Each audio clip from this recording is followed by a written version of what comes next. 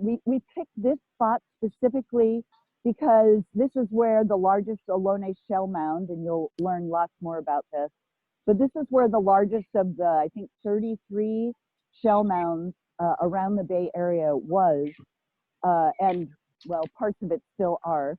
And so it felt like, and there was a huge Elone village on this creek, and it felt like a really important place to begin our stories of the watersheds of the East Bay. So with that in mind, I just want to start, oh, and I'm going to try not to cry. I just want to start by thanking the Wuchin Elone, who were the people who lived here for at least 2,400 years when Spanish settlers showed up in 1776, the Spanish missionaries. So I want to say thank you to the Elone and to the ancestors who are not my ancestors, but nonetheless, as I stand here today, those are the people whose shoulders I'm standing on. And I want to thank you for being the people here who took care of these lands and managed them so well for the ecosystem of that time. I actually brought a little bit of Mclaughlin River water, which is the river I'm made of, to pour in, but like most rivers, it had its own ideas and it poured itself out on the way here. So with that, I'm just going to say thank you again to the Elone, and we hope that we can honor you well through these watershed walks. So with that, I think we're, and also, I'm sorry, I wanted to thank our partners, the Greenbelt Alliance. Zoe is the person who's the at-home manager for this meeting. Thank the East Bay Regional Park District for lending us a naturalist, and for Watershed Witness Tours, Joshua Halpern, for showing up also, is a super knowledgeable person for this tour. So thank you. Joshua, I think you're the first one, is that true? No, I think it's Constance, actually. Okay, Constance, go for it. All right, hi everybody, can you hear me? Thumbs up, all right. My name is Constance Taylor. I am a naturalist with the East Bay Regional Parks, and we are here at the Emeryville Crescent. So I'm going to flip my screen real quick and do a quick pan. So this is part of the Mclaughlin Shoreline State Park. And this is one of the 72 parks that East Bay Regional Parks manages. It is a state park, but we are the ones responsible for stewarding it as far as that's concerned. And we are standing right at the point where the Temescal Creek drains into the bay. So I know that Elizabeth probably showed that to you. Sorry, I can't see all of the, different screens on my phone. So right here is where the Temescal Creek drains out into the bay. So this is a really special area. It is a wetland habitat. There are a lot of birds who nest here, lots of birds who migrate through this area. And this is actually not an area that is open to the general public because it is protected habitat. But we have permission to be out here today because so many people are curious about this area. The public is allowed here during volunteer trash cleanup days. There were a couple scheduled for this time of year, but obviously those are not happening right now. So hopefully they will start up again in fall. So keep an eye out for different volunteer opportunities, and you can come on out here and check it out. So we're covering a lot of ground today. In an hour, we're going to travel through about 15,000 years of the history of the watershed that we're in, and all the different ways people have lived with and influenced the area, or rather some of the different ways, not all. So watershed is the word of the day. This is the word that kind of encompasses all kinds of different things in the ecology. If you're unfamiliar with that term, essentially it just means an area of land where the water drains to one spot. So that could be a pond, it could be a creek, it could be a lake, it could be a bay like the San Francisco Bay. And the specific watershed that we are in is the one that Temescal Creek drains. And Zoe, could you please bring up the picture of the Temescal Creek Watershed? Yes, one moment. Great, thank you. So when it comes up, this is the outline of the watershed, and it drains about 6.7 square miles directly to where we're standing. And watersheds are nested. There can be a lot of smaller watersheds within a larger watershed. And so the big watershed that encompasses Temescal Creek is the San Francisco Bay Watershed. So the Bay Area, and you can switch it back, Zoe, thank you. And so the area that drains to the bay is 75,000 square miles. So it's quite a lot of land. So when we're at the bay, we are directly connected to a much larger area than we usually think about. So when we learn about a watershed, what we're actually learning about is the life of the land, and not just the past story, but also how these things connect to the present and how they're going to influence each other in the future. So where we are here, sorry, let me fiddle with this so I can see what you are all seeing. My apologies. I can see Zoe very nicely, but I can't see what you're all seeing. Hey, Constance, I'm just going to throw in that the San Francisco Bay drains about 40% of the state of California. It's also the largest estuary on the western coast of both North, Central, and South America. It's one of the four top most important estuaries in the world, and is like the keystone of the Pacific Flyway. And then this creek in particular, just Temescal Creek, drains 6 square miles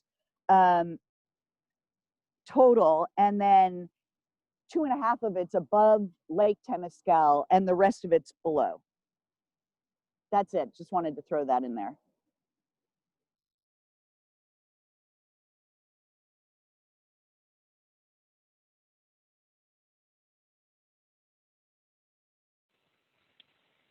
Constance, I believe you're muted.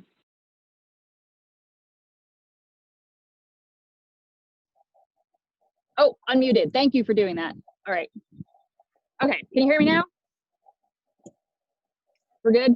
Okay. Yep, we're good. So the present bay waters as they are only about 10,000 years old. So this is essentially a flooded valley that we're standing right next to. And it's valleyed out because it's right by the San Andreas and Hayward faults. And there's essentially a block of land that dropped out. And so it's thought the valley was flooded for the first time about 1 million years ago, and the water has come and gone several times since then. So just to kind of rein in the scope a little, I'm just going to talk about the bay as it's been since the Pleistocene, which was the last ice age. And that was about 2.6 million years ago to 11,000 years ago. And during this time, we had glaciers covering huge areas of land, and the oceans as we know it were about 400 feet lower than they are now. So imagine going back in time in our time machines, and right in front of us where all this water is was a grassy valley with a river running directly through it, coming from the Central Valley through the Carquinez Strait and then out to the Pacific. And the origin of this river was Lake Corcoran, which was the giant inland lake that covered the Central Valley. And now 2 major freshwater sources into the bay are the Sacramento and San Joaquin rivers. So during the Pleistocene, the bay would have looked a lot different, not only because it wouldn't have been filled with water, but because there would have been amazing giant mammals roaming around. So I was kind of standing out here today, imagining, I don't know if you can see those freighters out there. I'm assuming that's what they are.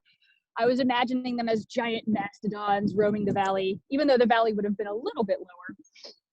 And this was essentially the California Serengeti. Oh, what was the name of the old lake? Lake Corcoran, C-O-R-C-O-R-A-N. And there was a massive diversity of megafauna out here roaming the grasslands. We would have had llamas and camels and saber-toothed cats, American lions, which were about 25% larger than their African counterparts, American cheetah, which would have been chasing the pronghorn antelope herds around here. There would have been dire wolves, and oh, thank you for that. There would have been dire wolves and 3 types of bear, the short-faced bear, the grizzly bear, and the black bear. as well as 2 different types of giant ground sloths. So it's pretty incredible, not to mention the animals who we still have with us today from that time, like deer and coyote and mountain lions. So during this time, you could walk all the way out to the Farallones because the coast was 19 miles west of San Francisco. And Zoe, if you could show the Bay Area coastline from 14,000 years ago. I'm taking the dogs. So that would have been quite a sight.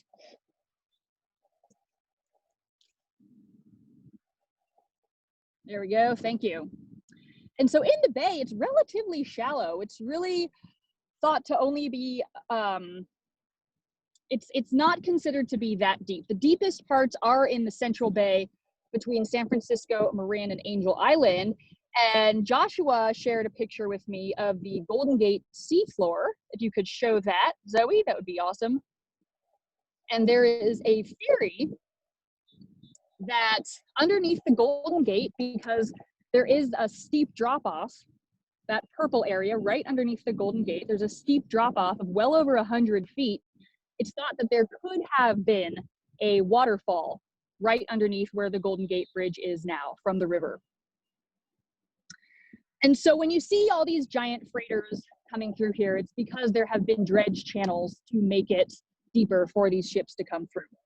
So we've got the glaciers melting around 18,000 years ago, and water starts coming inland slowly. And then about 15 to 10,000 years ago is when we get the bay as we know it. Oh no, my battery's already low. Well, I will pass it along to Josh because less than a quarter mile from this outflow is the site of one of the largest and oldest shell mounds in the area. And right around the time when the bay was formed was, according to Western archaeology, is when people started living here. So Josh, you can take it away and tell us a little more about the shell mound and who made it. Thank you, Constance. That was fantastic, and I'm grateful to be with all of you, and I'm honored to be at this place that's so sacred to so many people for so many thousands of years. Y'all can hear me okay? Okay. Yes. So I wanted to start with some of the creation myths and accounts of the Elone and the various tribes here, because it sort of coincides with some of the scientific data that we were just talking about, where a lot of these tribes, you know, they have different all creation myths that arise, but they also have certain things in common. One of those is that all the land was underwater before there were humans. And the only bit of land that stuck up above the water was the tip of Mount Diablo. And at the tip of Mount Diablo, there was the first being who was a coyote. And that coyote has different names depending on which tribe you're from. Oyete, for if you lived out in Temescal Bay, and Hueles, if you lived out here. But the story basically goes that in order to get the waters to go down and for the first people to arrive, the coyote talked to his grandson, the falcon. There's some, you know, sometimes it's a hummingbird, sometimes it's an eagle. The falcon seems to be pretty consistent. And the falcon flies over the land, and as the waters drops feathers in each place that the humans are going to come in each village where the humans are born. And as far as we can tell, humans first stepped foot in California about 13,000 years ago, which is before the Ice Age receded. So that would still have been when the Bay Area was a big valley, because the ice started to recede about 11,000 years ago. And in 1909, there was a survey conducted by oh, thank you, Zoe. Yeah, there was that's Wek Wek, the falcon, and the coyote creation, coyote creator. So in 1909, the only sort of major survey of the shell mounds occurred. It was a Cal grad student, and he counted 425 shell mounds all around the bay. Zoe, there's probably a map that's next on that. So you have to imagine, you know, right now we look across the bay and we see all the buildings, all the skyscrapers and the skyline. But during that time, you would have been able to look across the bay and seen this undulating shoreline with all of these different mounds, some of them huge, some of them medium, some of them with ceremonial fires on top, some of them with fires that indicated that there were trades that wanted to happen. And village life centered around what was, for all intents and purposes, a sacred compost pile. The majority of these shell mounds were shells, were mollusks and oysters and mussels and all the abundance that the Constance will talk about shortly. But a lot of them also, it wasn't just the accumulated meals that sustained your families over generations and generations that accumulated in these village sites. It was also the actual bodies of your ancestors that went into these ceremonial piles. So it was a symbol of how long you had been there on the land, how much the land had been able to sustain you, and also a sacred lived relationship with the ancestors who had passed on. So let's see, I have a couple notes which I will refer to. There were willow and two reed houses, all taking place on the there you go, yeah, all taking place on the mound. They were such a center of village life that they believed that there wasn't even time for grasses to really grow on the mound. The reason that willow branches were really good for building the houses was because they grew in bunches along these creeks.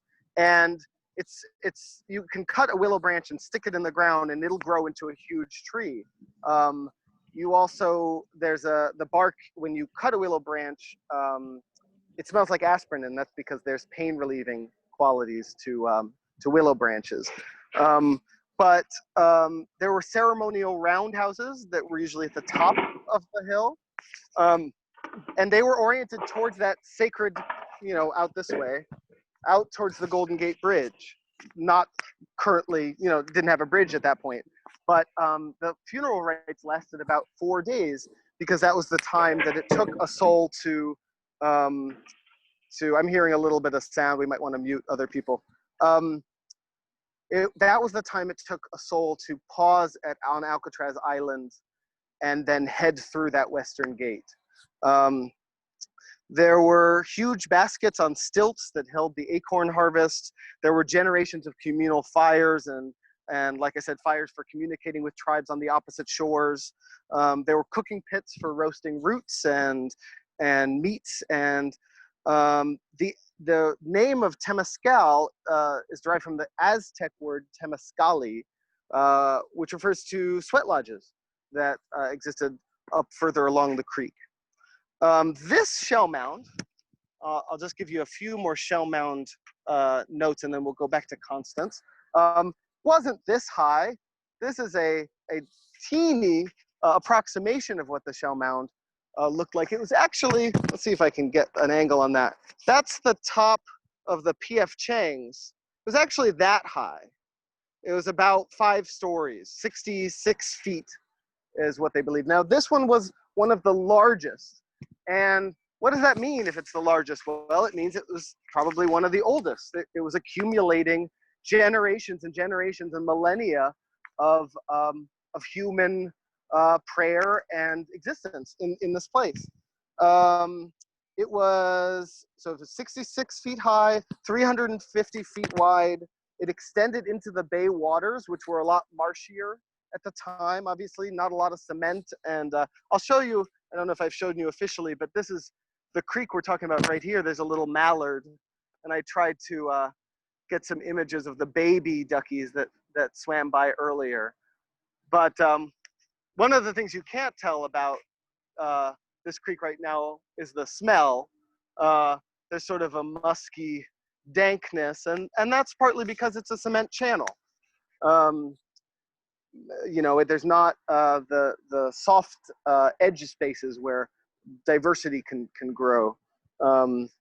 So yeah, there were, aside from this large mound here. There were 4 smaller shell mounds surrounding it, and of 500 tribes around the bay, the Temescal Creek marked the southern border of the Huichun territory, which was one of the larger village complexes, and it stretched out to Richmond.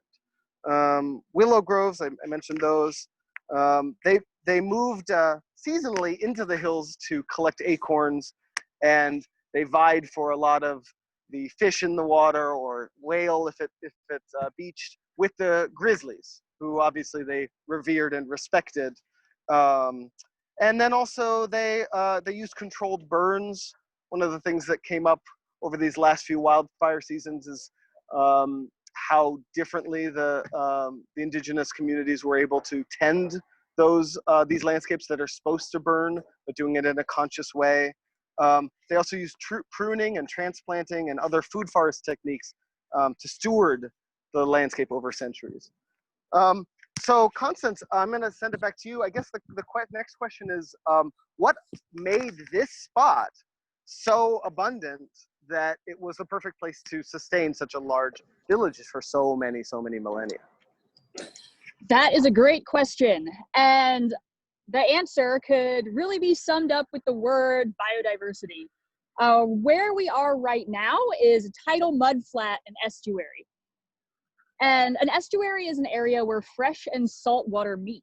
And there's often a huge diversity of plant and animal life because we are at a place called an ecotone, which is just a word that means where different biological areas meet. So ecotones between habitats are often a lot richer in species than one or another habitat by itself. And so here we are, we've got the freshwater meeting the saltwater, we've got solid land meeting the mudflats. And a mudflat is really just a specific type of wetlands. They can also be called tidal flats.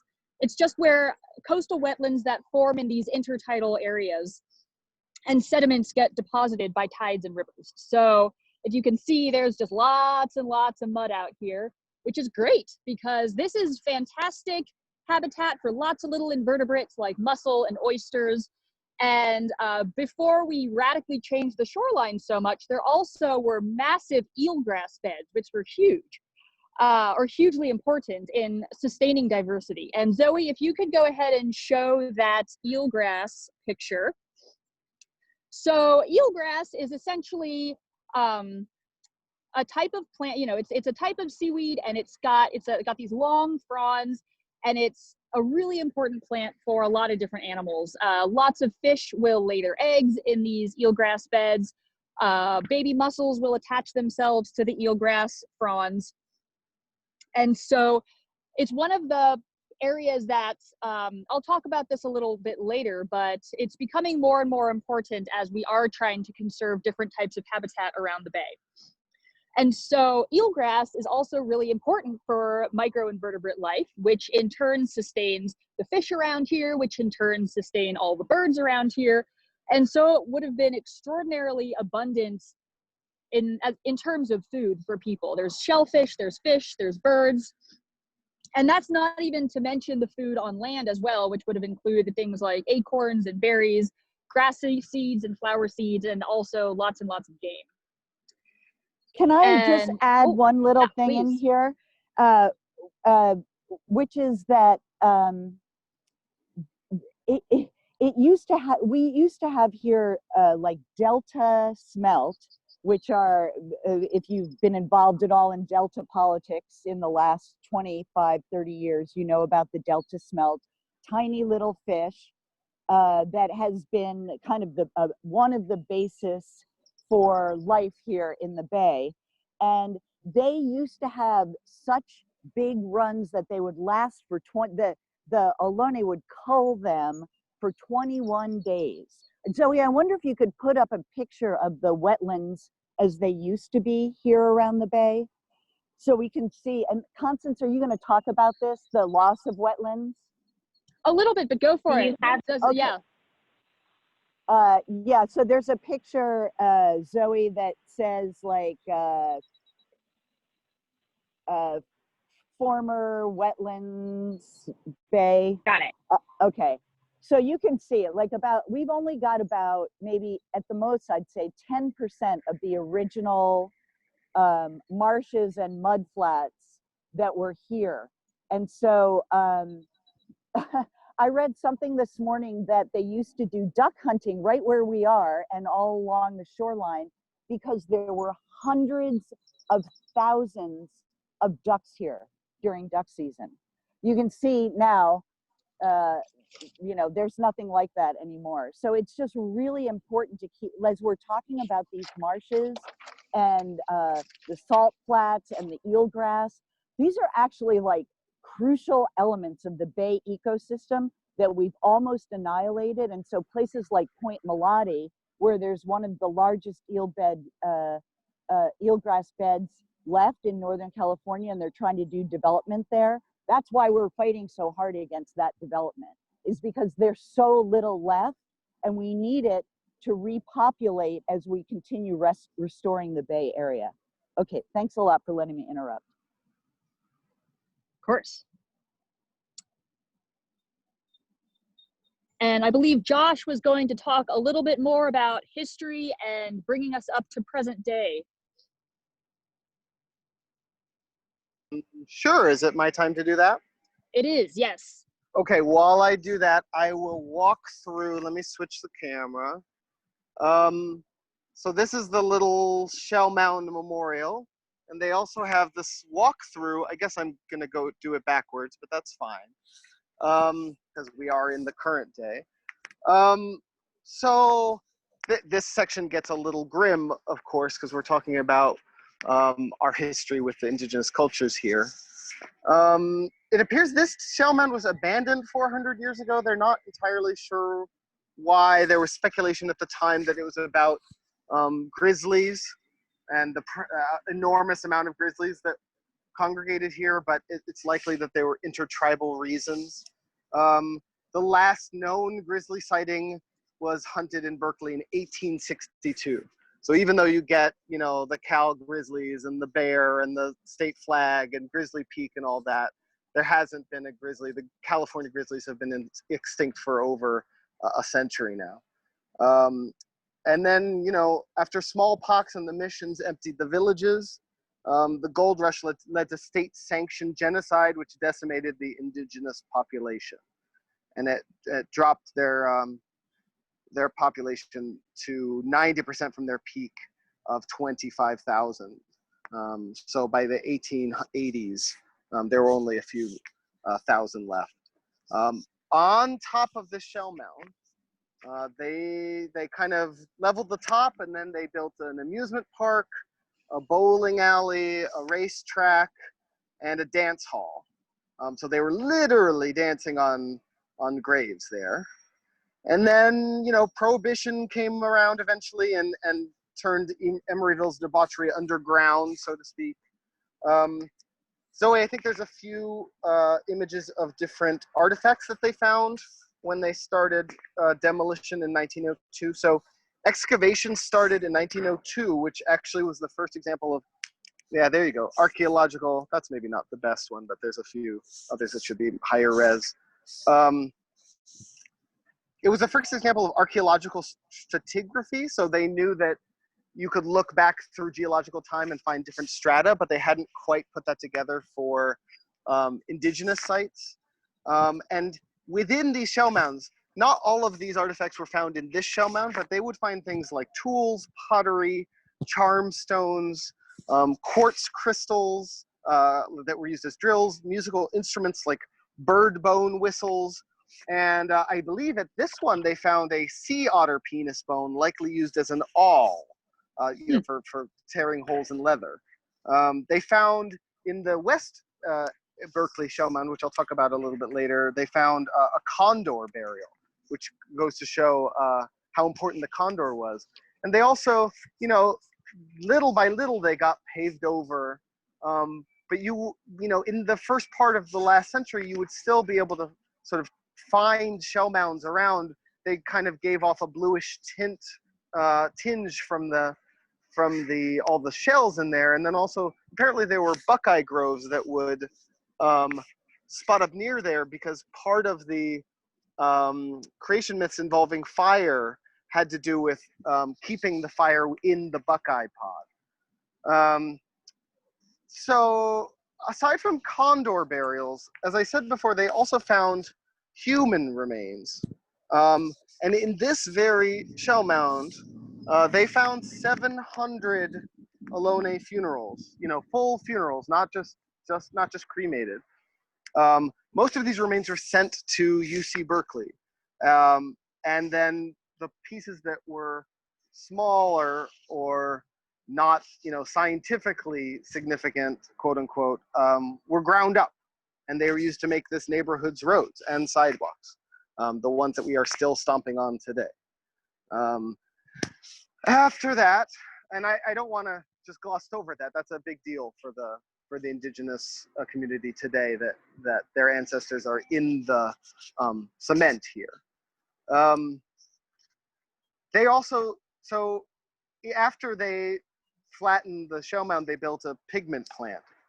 And there was an industrial paint plant on the land here from 1924 to 1999, including paint that poisoned and changed the colors of this creek.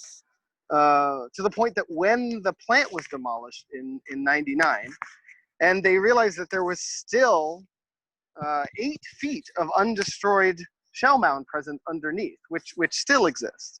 There were also several hundred bodies still. There were at least 100 in the parking lot behind the Victoria's Secret, which is over there behind the P.F. Chang's and the Banana Republic. And after almost a century of these of this paint factory, the ground there was so toxic and the bodies were so toxic that they weren't even able to repatriate the remains. They had to incinerate them because they couldn't be reburied here. There are a few that were reburied here in an undisclosed location, but most of them had to be burned up. They built a mall here, obviously. They're doing some construction over there. I can't tell if you can tell.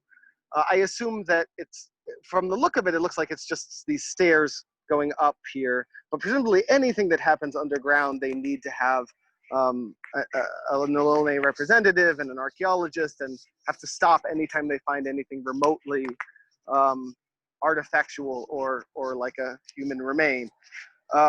But even though there was widespread opposition to building this mall, they threw in this little shell mound. There's a little representation of an Ohlone basket to do as sort of as a PR appeasement.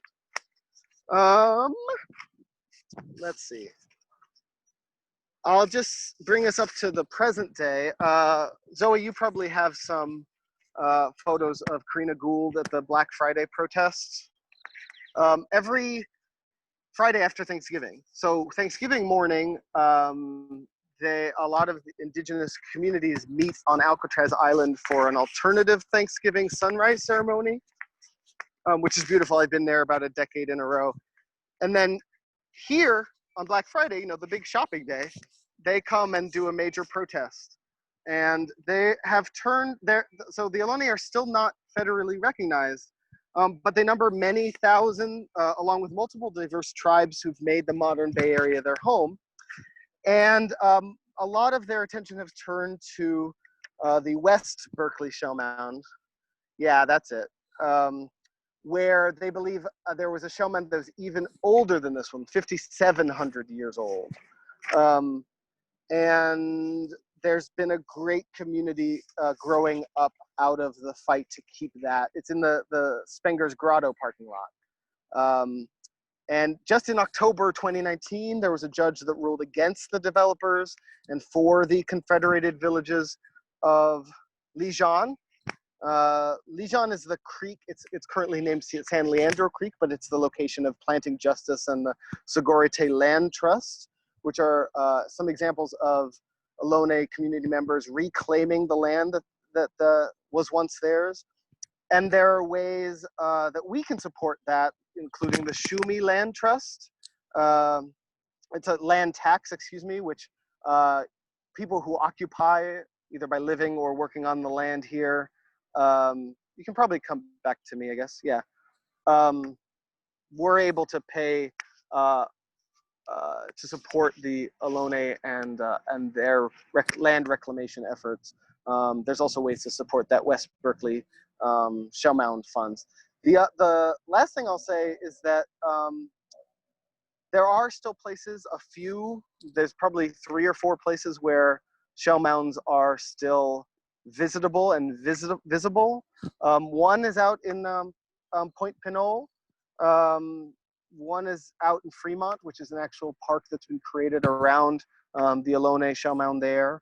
And on the base of the San Bruno Mountains, sort of near the San Francisco airport, which is the first place that white folks witnessed the bay. They climbed up over that mountain and saw the bay for the first time because they had passed by the Golden Gate Bridge in boats numerous times in the fog without realizing that this huge estuary, which was, of course, ripe for exploitation, existed back here. Constance, did you want to talk about some of the restoration efforts that are going on here today? And then I'm happy to do a little closing about the future.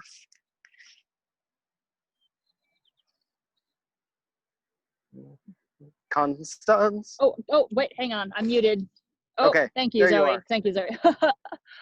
All right.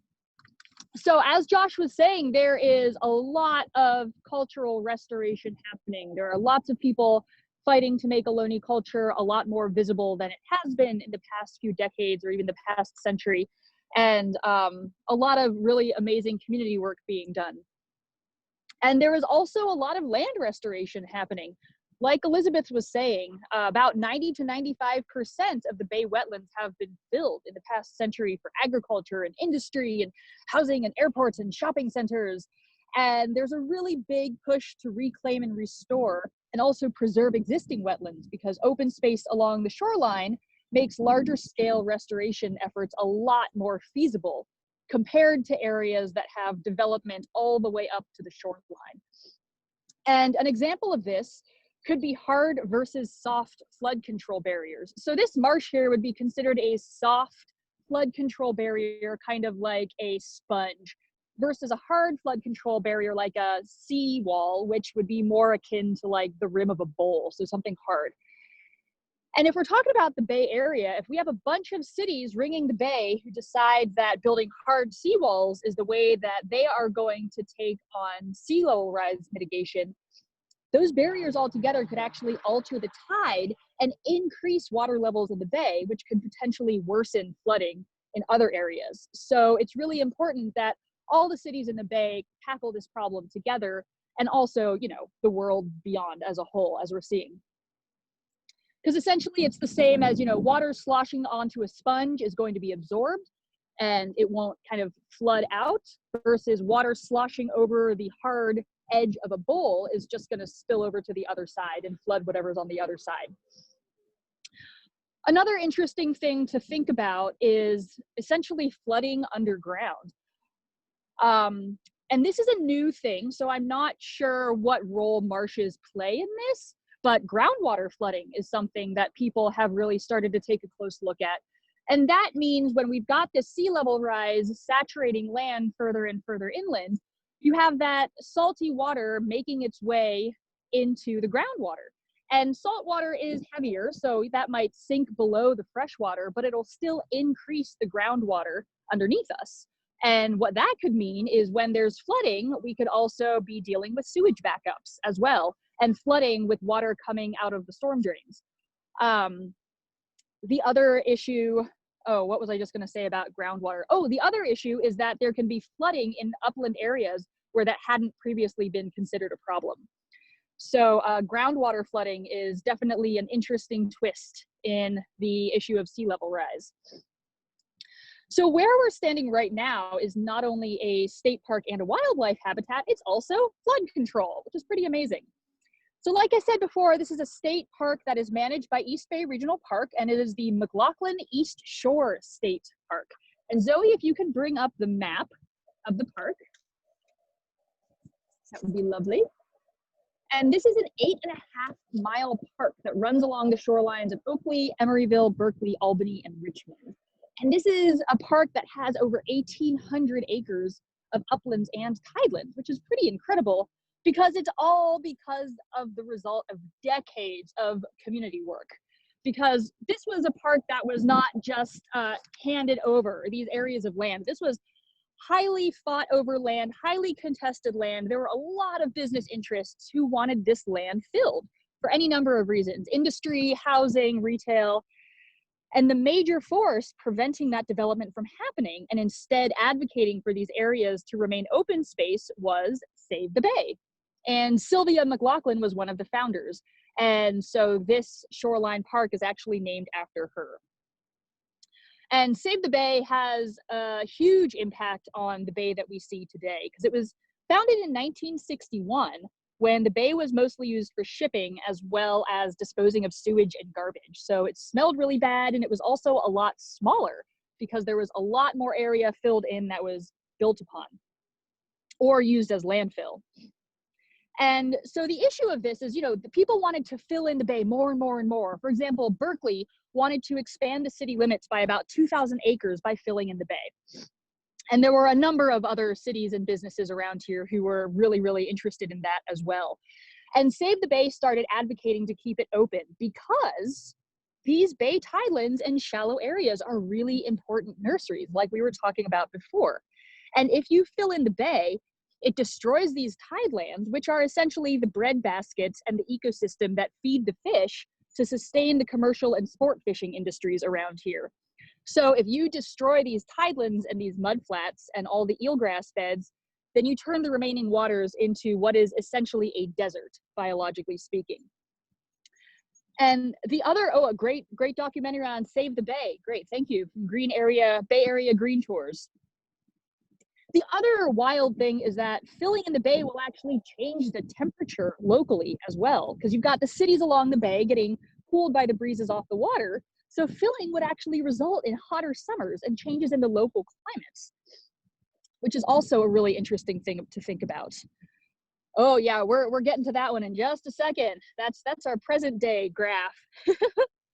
So because of Save the Bay, the San Francisco Bay is now 40,000 acres larger than it was in 1961, which is totally incredible. So it really speaks to what can happen when communities work together, because this was not an individual effort. It was a number of different environmental groups that were working together along with communities and politicians. And Sylvia Mclaughlin was a major advocate, and she was kind of a rabble-rouser as well. And she also helped establish the Bay Conservation Development Commission, which is the first coastal protection agency in the United States, and they regulate filling the bay and shoreline development. And this has since turned into a worldwide model that people use for coastal management. So like I was saying, large-scale efforts like these are really needed to mitigate all of the issues that we're facing through climate change. It's not just going to happen because we bring our reusable grocery bags to the store, although I'm not saying we shouldn't do that, but large scale things need to happen. And that brings me to that graph that we got to take a glance at. So since shelter in place has been happening, you might have been hearing about global emissions dropping.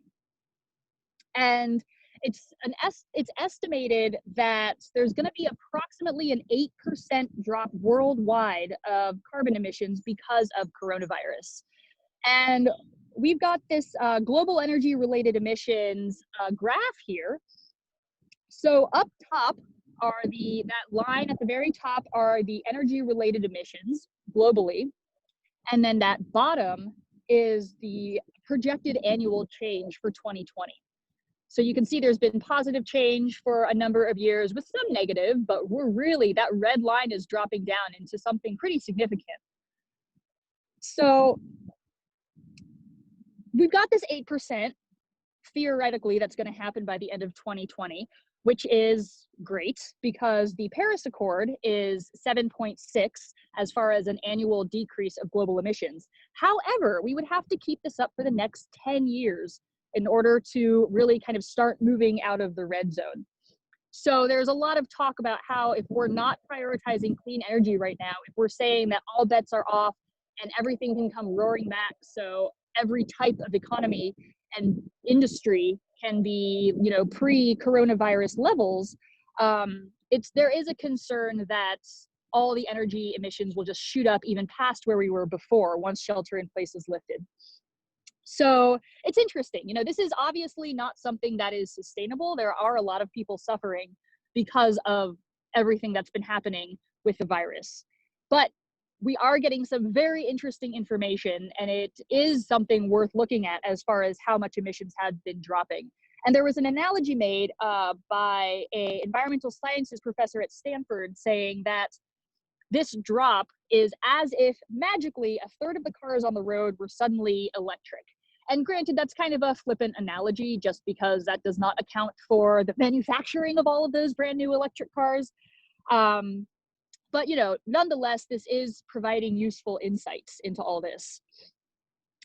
And so as far as what's happening now, there are some really interesting things happening in the Bay as far as climate mitigation and sea level rise mitigation. And I'm just going to talk about one of them that I find pretty cool to look at and very Estuary Institute Adaptation Atlas, which you can get for free online. And this is their page for the East Bay Crescent, which is right where we are. And so I don't know if folks can see, you can see Temescal Creek on there. And it's kind of like it's like the bottom eighth of that map. And so what the Adaptation Atlas is they've divided the Bay into 30 different land units based on ecological similarities and not bureaucratic jurisdictions. And what they've done is look at what's there and what different measures can be taken based on the type of adaptation or restoration that might already be happening based on engineering or natural structures, and also the different policy and financial and regulatory approaches that can be taken based on the place. And so it's really cool because it is a watershed-based approach, bringing us back to how it is all fits together, and we can't tackle these problems individually. And the other really cool thing about this map is they do have the current eelgrass beds on here as well in the kind of the green hash. And so you can see right where the Emeryville Crescent is, that where it just pops right out after Temescal Creek. There's quite a lot of eelgrass around here as well, according to this map, which is great. So there's a lot going on, and you know, the future is unwritten. And I'm gonna hand it back over to Josh to talk a little bit about just that. What can we expect, Josh? Oh, Tell us. I don't know about if I have expectations, because we're all sitting in kind of radical uncertainty right now. But I do want to thank you, Constance, because I think the really specific, you know, what can we do in our neighborhood, as Elizabeth says, in our watershed hood, waterhood. That makes a big difference for folks being able to feel like they can make a difference, that they can affect change, that they are not just being swept over by forces that are out of any of our control, though that is also part of what's happening. I think just returning back to the Elone and the ways that they were able to live on this land for, you know, many thousands of years, many multiple generations. They didn't try to impose their will on the land or the beings. They didn't buy into the myth of separation that we have.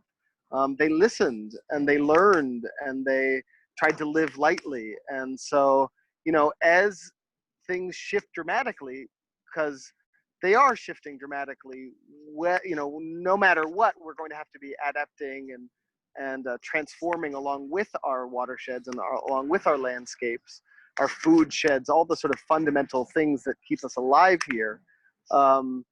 We can also, I think one of the things that's special and extra potent about this moment that we're living in right now is that there's all these multiple futures that converge in the choices that we make right now, in all the little and big ripples that we can cast out, based on what we choose to do right now, in this moment, this year, you know, this next couple of years.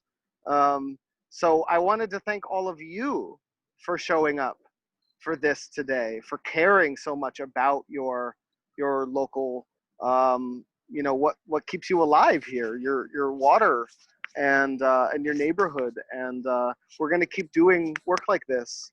And the more that we have solidarity with, you know, with shared, you know, shared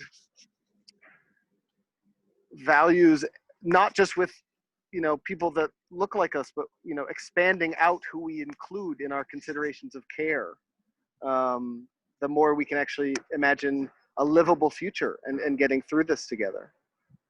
So yeah, that's all I wanted to offer. Elizabeth, did you want to say more? And I'm sure we could open up for questions if that seems like the right time to do that. Yeah, I just wanted to, one thing we didn't mention, but Zoe, I think you have some pictures I'm going to talk about just for a second, because I'm an artist in addition to being an ecologist and naturalist. I really want to talk about the really awesome period where there was art out here on the mud. Oh yeah.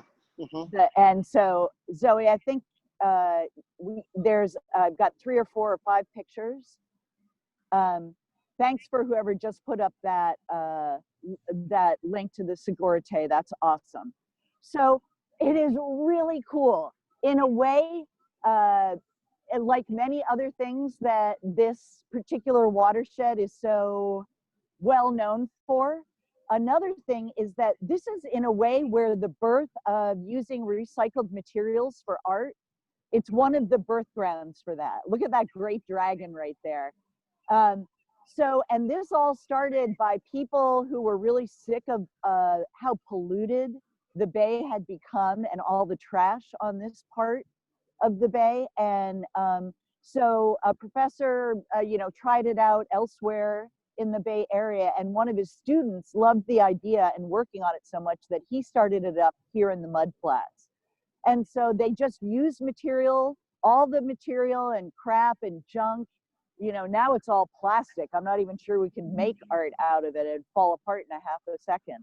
But so this was all happening around, I think the first one was erected in 1962, and it actually received national attention in 1964. And then all through the 60s and 70s, there were anonymous, usually amateur artists that would come here and put in all sorts of different art. And then it got, I think the last one was removed in 1997, in part because of the ecosystem restoration.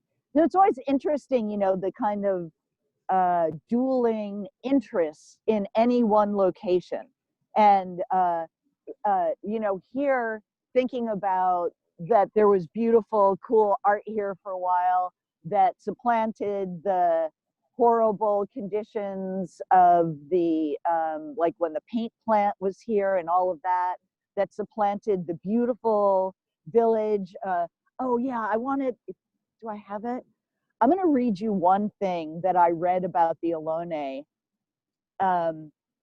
when they were living here before the white folks came. And one person wrote, oh, I didn't bring it. Sorry, I don't have it. But it was about how the Elone basically just lived in the water along the shoreline because there was so much life here. You know, the amount of shellfish, you think about that shell mound and the amount of shellfish that was here in the bay at the time that, you know, they drank out of those creeks, right? They're drinking out of the Temescal Creek and fishing and eating food right out of the bay. And here I am sitting and looking at the bay right now and look, what's out here? Well, there's a bunch of seagulls. There's a couple of Canadian geese. Last week when Constance and I scouted this area, we walked by a bunch of nesting Canadian geese. Now there's no Canadian geese sitting on nests, which means that they've already completed that cycle. We've been looking for the little ones out here. I don't see any, but that's it.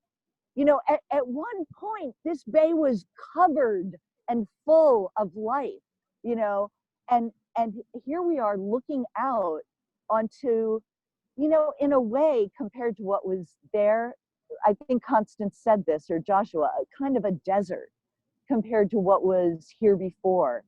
And the idea that we could have any small piece, and in other live streams, we'll get into the specific species that are living along the coastline and take a look and really get into the natural history more. But in this session, we really wanted to give you the big picture by using this creek, and in thanks to the Elone for even the opportunity to live here. I don't know how you all feel, but I happen to live just not even a mile up from here. I'm right near 59th and San Pablo. And I come to the bay 4 or 5 times a week with my dog. And I feel like I'm the luckiest person in the world. And still, I cry a lot thinking about what it was like before. And this is the whole reason we're doing these, is to make people aware, not make people, to allow more information to be shared.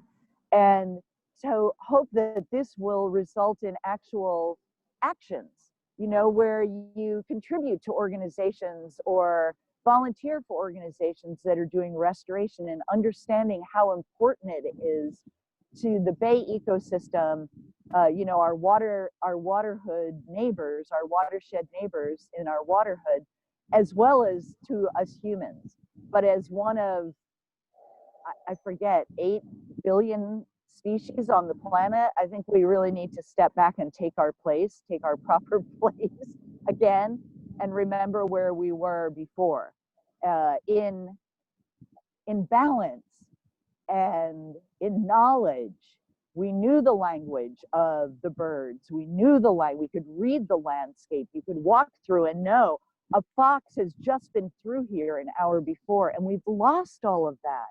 And so hopefully through these live streams, what we'll do is reconnect you to your neighborhood, your ecosystem, where you live and where our sustenance should come from and could come from again in a much more localized way. I really love how COVID has localized us in such an extreme fashion. So extreme that we're just in our neighborhoods, we're just in our blocks, we're just here at the mudflat, and I'm not, you know, 300 miles away camping somewhere like I had planned to be, you know. Here I am, local, getting to know. And so I have on iNaturalist, which I use a lot to get to know my neighborhood, my waterhood. I've got a neighborhood project just in like 8 blocks around me. Every day I take pictures where I live, I upload them to iNaturalist. Yesterday I learned like 8 new plants, 3 new insects, just walking around my neighborhood. So there's so many ways that you can get involved today. You don't even have to leave your house. Just go to your backyard, find a couple of bugs, take a picture, and you'll know your neighbors better. So hopefully, as we build this map, and even before that, and Joshua, I think, has a creek walk on his site, Watershed Witness Tours that you should look at. I'm pretty sure Temescal Creek is one of the places where he does tours. So that's another way to learn. But we'll be building a map that'll help you walk this creek and at least 3 other creeks that we're starting with, Saucil, Strawberry, and Peralta. And over the next bunch of months, we'll be doing walks with you guys, hopefully over and over, to help you really get to know your waterhoods. Do you, Constance or Joshua or Zoe, do you guys have anything else you'd like to add? And if not, we're happy to answer questions. I think I'm good. I'm happy to answer questions if there are any. Sure. I'm happy to answer questions. I'll also say I do still have some McCullamy and Twillamy campgrounds booked for July and August. So if those are still doable, folks are welcome to join to get to know the larger Sierra and Bay Area creek sheds. But yeah, I'm happy to, let me mute because there's a helicopter going over. But happy to answer any questions. All right, I'm just gonna say one more thing. Here's my challenge to all of you to answer these questions. What watershed do you live in? What watershed do you work in? What watershed, or better, if you're living in the Bay Area, and a lot of you are living in the East Bay or in San Francisco, what water are you made of? What's the watershed that is coming out of your tap? What river is that? There's a river coming out of your tap in the East Bay, another different river coming out of your tap in San Francisco. And then find out how much water do I use every day. When I first started, I found out I used 125 gallons per person per day. Now we're down to 17 gallons per person per day. So I know my river and I fell in love with it, so I want to protect it and use as little as possible. Okay, that's the last, I hope, of my lectures. So are there questions? Yes, I have one. Hi, Gabe. Hey, Elizabeth, I loved it. Thank you so much. Thanks. Okay, my question is that now with COVID, it's like a freeze frame, right? It's a freeze frame of where we could be theoretically, right, without when fossil fuels like out of the picture. So are people taking advantage of that? I mean, what has anybody like launched research projects or whatever, like what's going on, what's being studied right now, who's taking advantage of this right now, so that who's optimizing this opportunity right now? Constance, do you want to talk about that? That's a great question. I actually am not 100% sure about specific organizations. I do know, I think it's Carbon Watch, I believe that's the organization, does have a lot of information on their website. And that seems to be the source that like a lot of news outlets were linking to in the different articles that I was reading. So I'm sure there's a lot going on that just hasn't necessarily been published in a way that's easily findable. But yeah, I certainly, I do not doubt that there are things going on. But yeah, that's a great question. I don't know. Elizabeth or Joshua, do you have more specifics, or Zoe, about groups or projects? One thing is that there's a Facebook page for those that are interested, Community and Citizen Science California. And there are, in fact, a number of citizen science projects that are related to tracking what's going on during COVID on a number of fronts. And I know I've posted one or two on there, but I'll also look around, and if I can find anything, I'll include it in our follow-up email. It's a great question, Gabe. Thanks for asking it. Thank you very much. Gabe's in LA, by the way. He's visiting us from LA. Thanks for visiting our watershed, Gabe. I love it. It's beautiful. It's you know, it's heartbreaking too, you know, like about the Elone and all that stuff. I'm deeply moved. So thank you for that. Yeah, well, you're an artist. Do something. Are there other questions? I had seen a question in the comments that I don't know if it got answered. Somebody was asking about books that we could recommend. One of the books that I really love is called State of Change by Laura Cunningham. And she is an artist that has, she's kind of like an environmental archaeologist in a way. She'll do a ton of research about different areas of land and then paint them and try to recreate them as they might have looked pre-European contact. And she talks a lot about the way the land and climate has changed over time. So that's a great one. And then there's also the California Natural History Series book about geology written by Doris Sloan. That's a really great one just to understand land masses and landforms and, you know, how water flows and where it flows, more about where it flows, just because it has to do with geology and landscape. Gosh, I'm sure there are more, but those are the first two that come to mind. Does anybody else have recommendations? Sorry. Go ahead. No, go ahead. I'd just suggest Malcolm Margolis's book, The Elone Way, is at least it's something that I've been reading and learning a lot from in the last month or so. And Joshua, you had some ideas? Oh, there's also the California Naturalist Handbook. I think it's called the California Naturalist Handbook. And that has so much information. And then there's David Carl, who's actually on our board, has written a lot of the California guides, California Guide to ... Water, for instance, he wrote, and he just republished it. So that's another great place to look. Yeah, I was just going to say the one of the books that has been the most evocative for me about the native peoples here is Dawn of the World, which is by Miriam. I think it came out early in the last century. He went around to a bunch of different coastal and foothill Miwok communities and took down as many stories as he was able to. So you get a real powerful sense of some of the relationship with animals and relationship with, there's a witch at the top of Mount Tamalpais and giants and rock beings and all these different ways that they engaged with this kind of magical ensouled landscape. And so that has been very inspiring to read, Dawn of the World. And then there's a lot of, I tend towards eco-spirituality and activism texts. And there's some colleagues that I have that wrote about the spirituality of water in different cultures.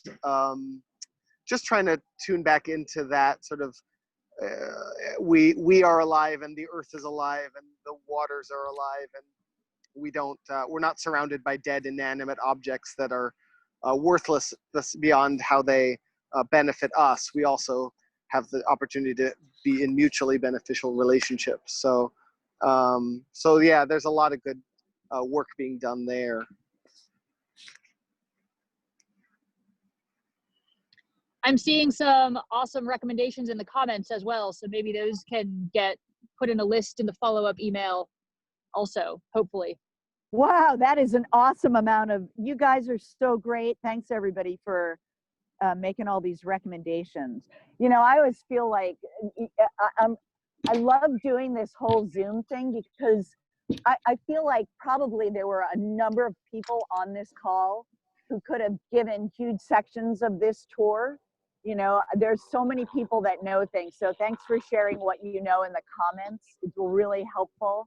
And send us any more information you want us to include in things that you know about, and hopefully we'll see you on future live streams.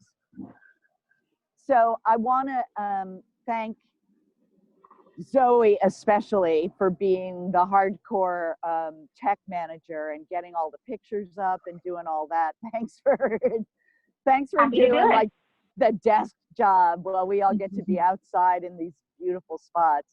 And also, I really, really want to say thank you to Constance and to Joshua for just 100% jumping in. We're launching this thing. I sent Zoe the project description a week after we had started this whole thing because we're just running to do it.